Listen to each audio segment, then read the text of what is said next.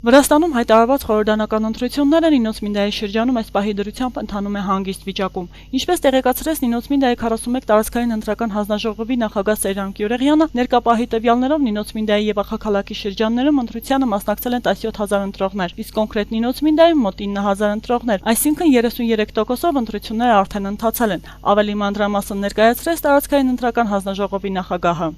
Մեր մոտ միշտ էլ հաճախում է ընտրողների բարձր եղել, եթե այս պահին Վրաստանում 30% է, մեր մոտ արդեն հասել է 41%-ի։ Այսինքն ընտրողների մասնակցությունը խիստ բարձր է, այդպես կարելի ասել, որովհետև այս պահի դրությամբ 41% Վրաստանի ոչ մի ընտրատարածքում չկա։ Իսկ ինչ վերաբերում է խախտումներին, ես ձեզ ասեմ, որ այս ընտրությունը շատ բարդ ընտրություն է, բախում են տարբեր շահեր եւ այլն, իհարկե ասելու բան չէ, բայց ստիպված եմ ասելու, միտումնավոր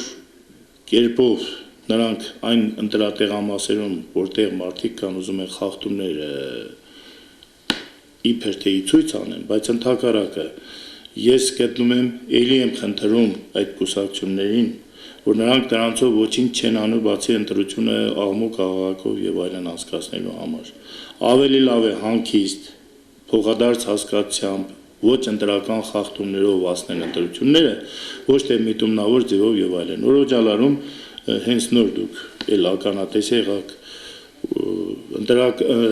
կարգավորող հանձնաժողովի անդամը ընտրողների թույլտվություն է վերցրել հանձնաժողովի նախագահ 5 րոպե դուրս եկել վերադարձել է,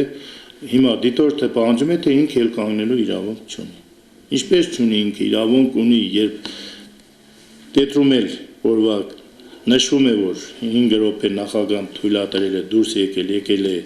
նորից շարունակած, ասում է ոչ, դրան պիտի չթողնեք։ Եվ առաջանում է, տեսեք, բողոքի առիթ։ Հետո այստեղ այսպեսի բան կա, ես բողոքարկումներից էլ չեմ թող գրեմ բողոքներ, յուրաքանչյուր բողոքի իմաստը հետո պիտի ստուգվի հիմք կա թե չկա, կամ ինչու հիման վրա է այդ բողոքը գրում։ Բաց քվեարկության Ժդանովական նոր նշվեց։ 80-82 տարեկան մարդ բաց է քվեարկել մի քվե չէ։ Դրա համար հասցրին մինչև չգիտեմ թե ուր։ Պահանջել են մարդը խոչ չեն կարող այդ 82 տարեկան մարդուն զորով շպրտել տարածքից դուրս, տեղամասից դուրս։ Ամիջապես վերցրել է քվեաթերթիկը,